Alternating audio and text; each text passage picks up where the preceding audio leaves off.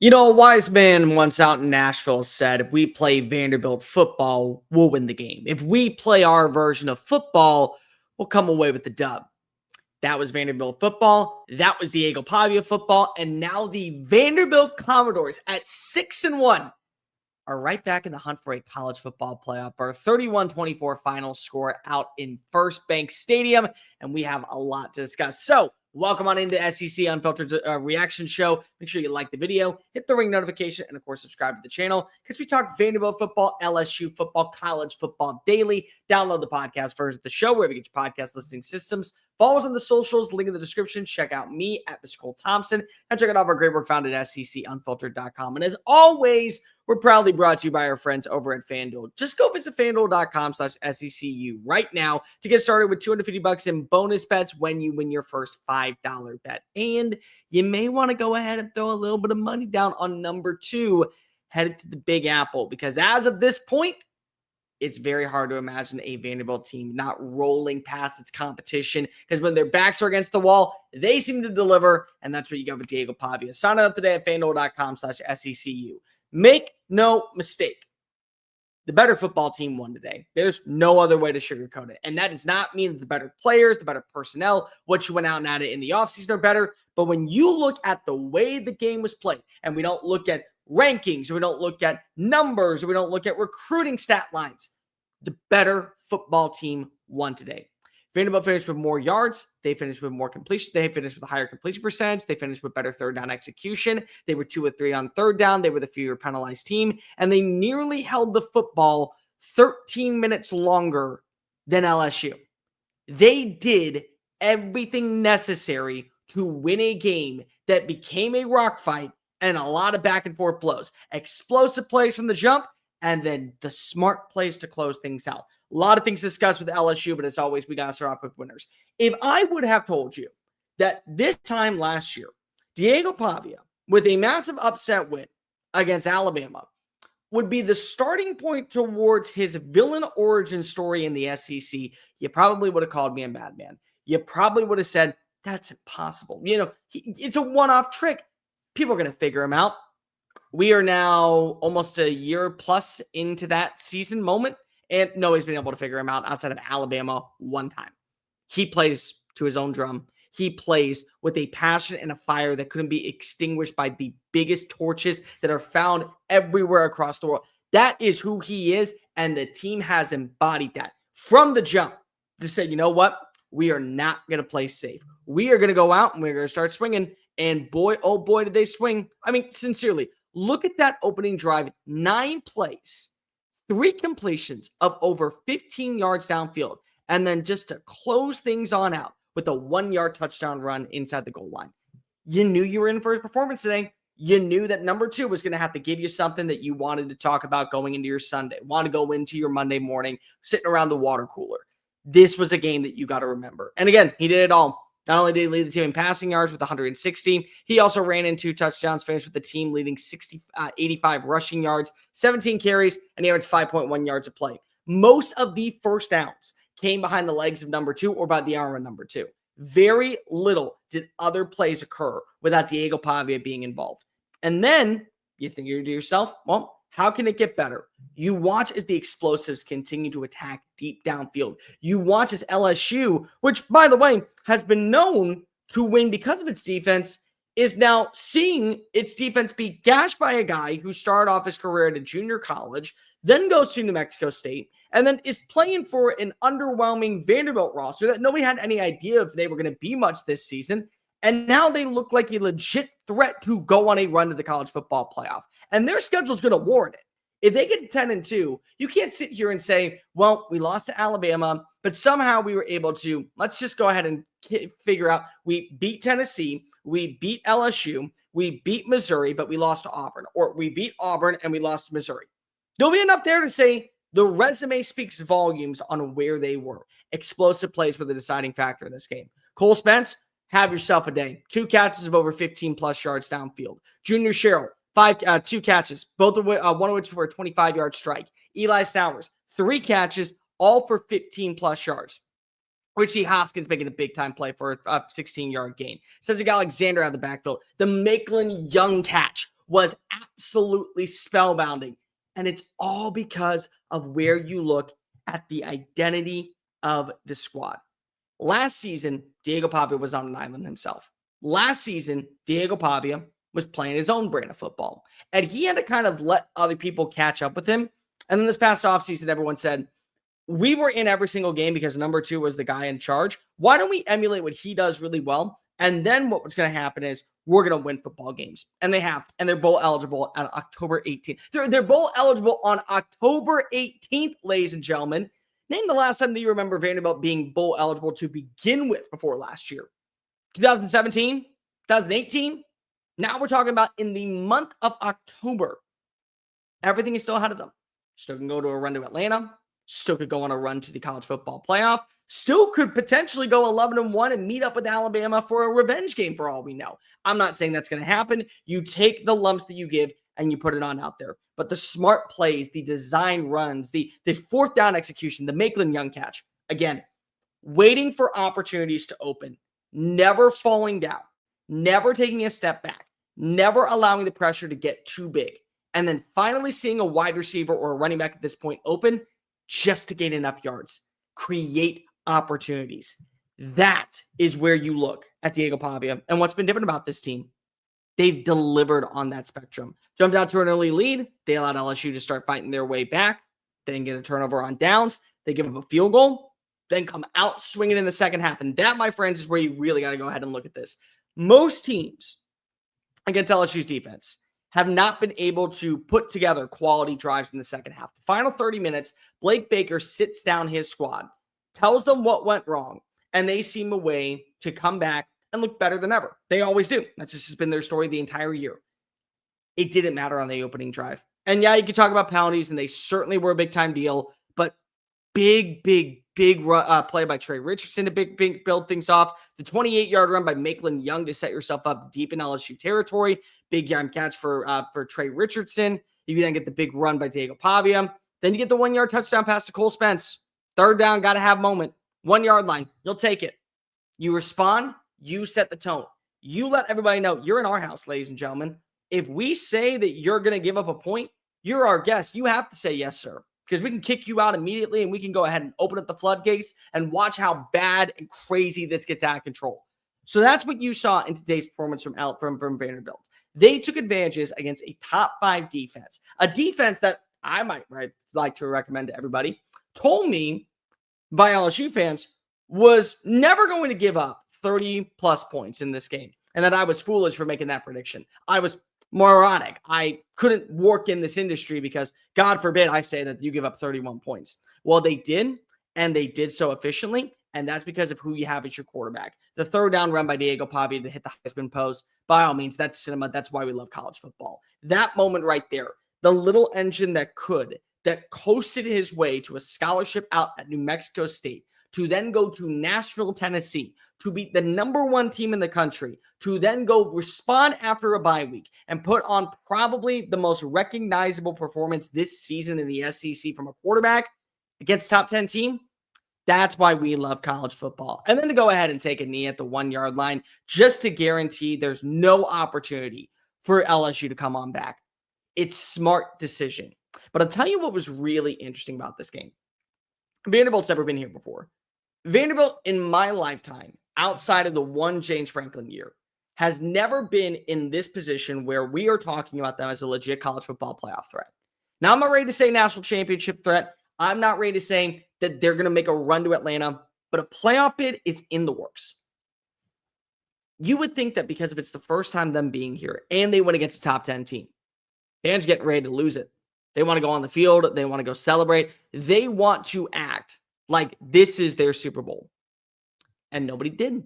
Everyone stayed in their seats. Everyone was calm. Everyone looked at the scoreboard and said, great win. We're on to next Saturday. That's a mature team. That's a team that knows job's not done. No. This is not we just beat a top 10 team, so now we can feel good about the direction of our program. No, our program is already in that direction, and we want to continue about 3 to 4 more, 5 more miles, however many games there are, down the road until we reach this thing called the playoff penthouse. And that's when we go ahead and start celebrating. But right now, no, I think at this point you realize this is who they are. Got after him, made plays, made everything happen, and it starts with the quarterback. Deigo Pavia delivering a performance to remember. Now, LSU. I'm going to say the part that a lot of LSU fans probably won't agree with me on, and if you do, you're probably smart. This one you do not blame on Garrett Nussmeier. I have been extremely hard on number 18. I thought that there were multiple games where you should have seen 2, 3, maybe even 4 touchdowns, and they all get called back because of horrendous play design, because of a bad execution on the field, terrible recognition of route concepts, like things that you're supposed to know as a veteran quarterback. I don't think you can. I think this is one of those games where, once again, he had some bad throws. He also had some really, really bad play designs. 19 and 28, 225 yards, 2 passing touchdowns. The Trades Green play, masterclass, one of probably the best plays of the day to get everybody to fall to the left, and then you let a small little seam route to the right to swoop its way back over. Green grass for Trades Green, who I thought they did not get more involved in this game, and then to get the pass off to Xavier Thomas. Number one, be willing to stand into the pocket and get hit that hard, I think is exceptional to what your quarterback means to this program. But then the other thing is for Xavier Thomas to make plays in Agent Zero, to just scoop left and right and break a couple of ankles to get into the end zone for the score, says a lot about we knew that we were down and not out. But I'll be completely honest, Joe Sloan has lost a lot of people's interest at this point. There are people who want to see him fired, and I can't really that much argue against you. Third down execution was horrible in this game. I mean, you talk about 5 of 11. That's fine. You also got 2 easy plays handed to you. You got a handful more that probably should have been there, but just the play design on that standpoint was disastrous. The penalties, the false starts calls, really, really bad at ill-advised times. You ran the football, and then you had some momentum at times with Caden Durham moving and grooving. You had some momentum with Juwan Johnson, Harlan Berry moving and grooving. Both finished with over 50 yards rushing. That felt pretty good. And then after that, really nothing. And then again, your offensive line was horrendous at times. Garrett Nussmeier, if I'm not mistaken, was only sacked twice. That number is lying to you on how much he was pressured.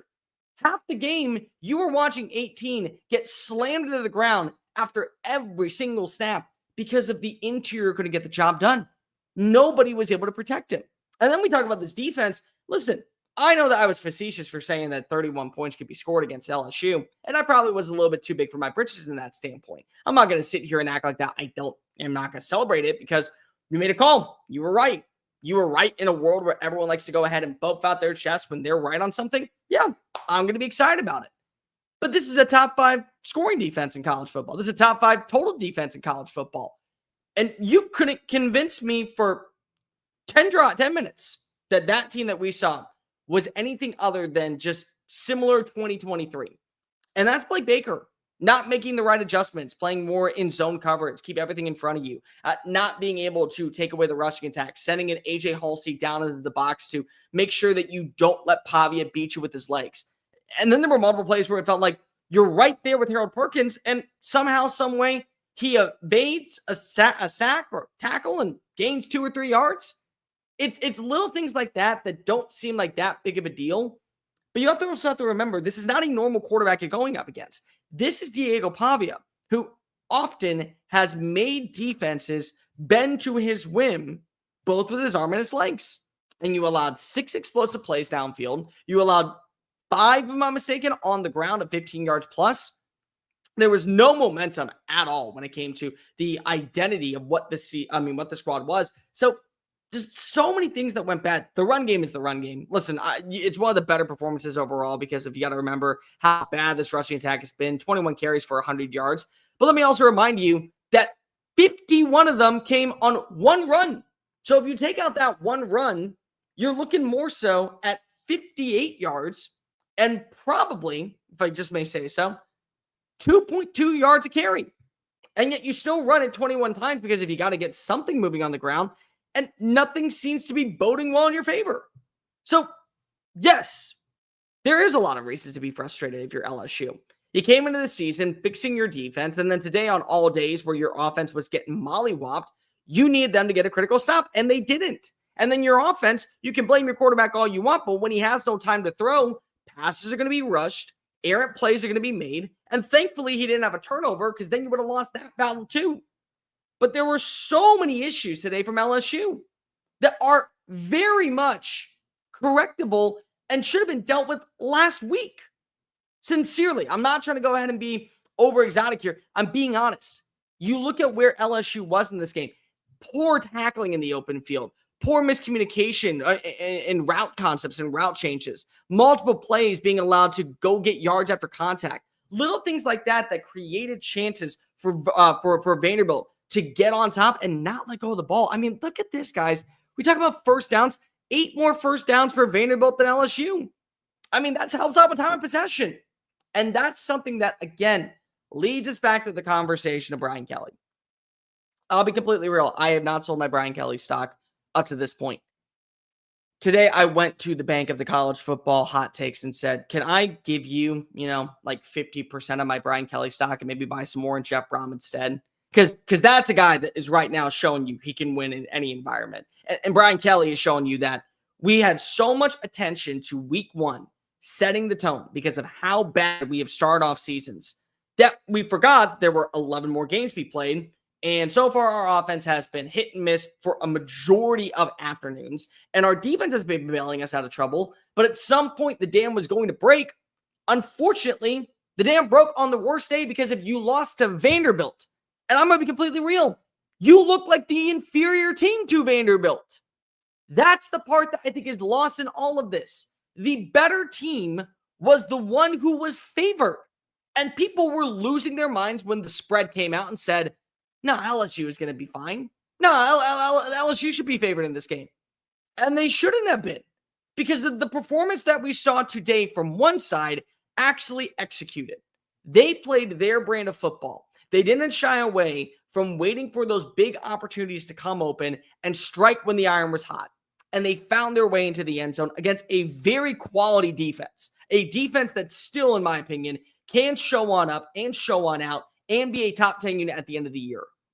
But you can't sit here and say, well, Whit Weeks wasn't out there, so that changed the game. It changed part of the game, but you're LSU.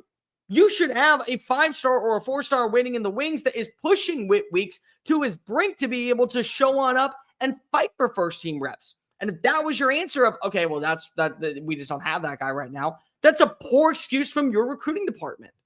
So all these things added on up says that LSU, for as much as the season is not lost, it kind of is. You needed this win. If Vanderbilt winning this football game saves their season and puts them in the conversation as a legit threat to go to the college football playoff, which they very well can. But then they also have to face off against Missouri. They also have to go travel down to Texas. They also have to take on Tennessee, Kentucky, and Auburn to close out the year.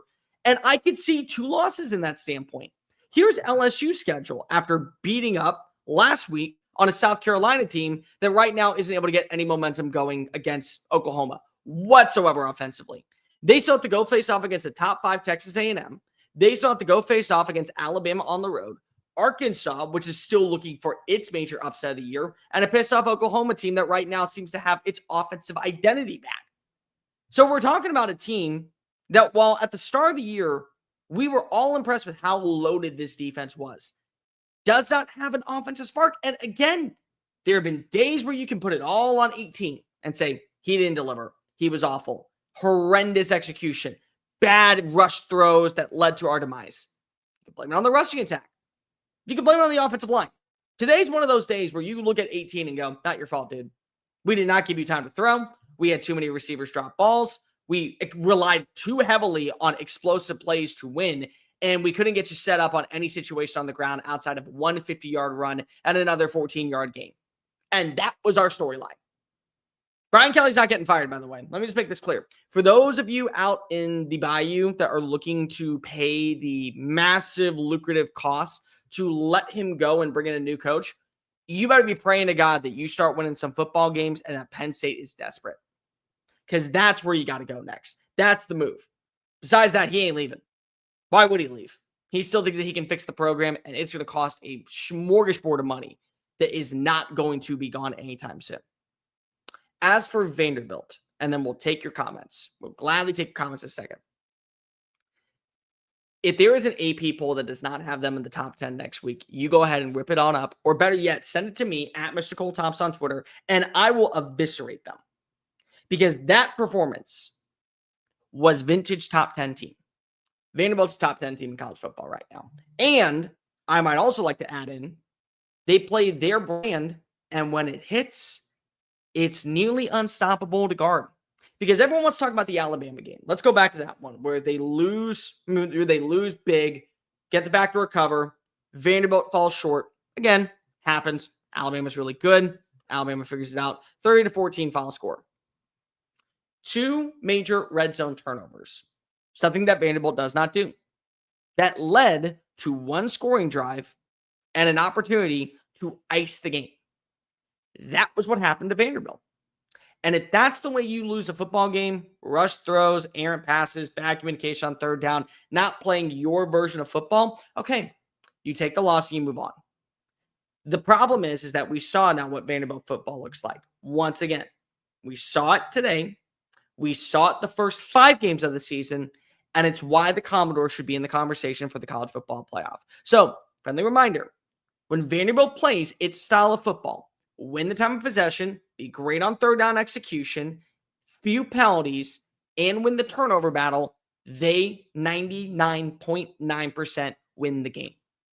And today, they didn't win the turnover battle because there were no turnovers. They won the penalty battle. They won the time possession battle. They won the third down conversion battle. So 75% of what is necessary for Vanderbilt football to strike was on there. And they laid down the anchor, threw it inside of First Bank Stadium and said, we're parking it here. And you're parking the number 10 number next to our name. That's what we're doing in the AP poll come Sunday morning. Vanderbilt's top 10 team. And Deigo Pavia, it's a performance to remember. As for LSU, I don't know where you turn. There's a lot of ways to potentially go to save your season, but you are now in win now mode. You are. I mean, I hate to say it, but that is the bottom line. Let's get to your comments, questions. CP, you're kidding. They would have to win the SEC. That ain't happening. No, I don't think so. Here's the reason why, Ness. If you're a 10-win team in the SEC or the Big Ten, 90% of the time you're going to get in. That's just the bottom line.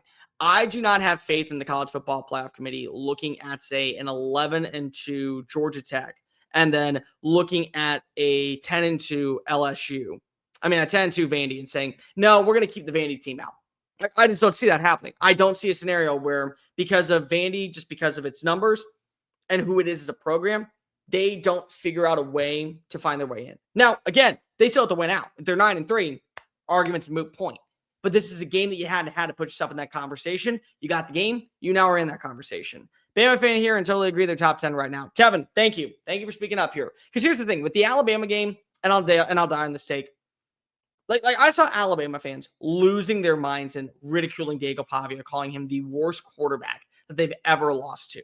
Like Zach Calzada still does not play in this conference. Like you look back at the 2007 season to Louisiana Monroe. Like you look back at last season where Davis Warren in the bowl game for Michigan threw for under 75 yards and was able to win by near 2 scores. Like we're really not doing this with Deigo Pavia nonsense, right? He had 2 bad red zone plays that ultimately cost Vanderbilt an opportunity to win on the road. Like you play Vanderbilt football, you 90% of the time win. They didn't even have Vandy as an option. Again, Andy, I'm telling you, crazy people out there. But now you have to start believing in Vandy because the product that we saw on the field today is very promising. Execution, time of possession, third down and fourth down conversion attempts, being able to move against quality defenses. And that's as quality of a defense as you're going to get.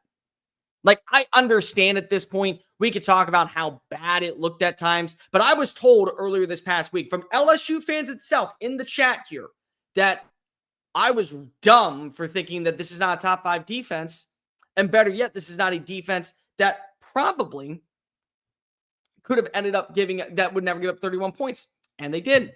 So, again, I think it's qualified defense. You can either say it's bad defense, and they didn't show up today, and they didn't show up against Ole Miss, or you can say, yeah, it's good defense, and we just didn't have our first pitch. It's top Pavia back in the top 5 Heisman conversation. He never left the top 10 for me.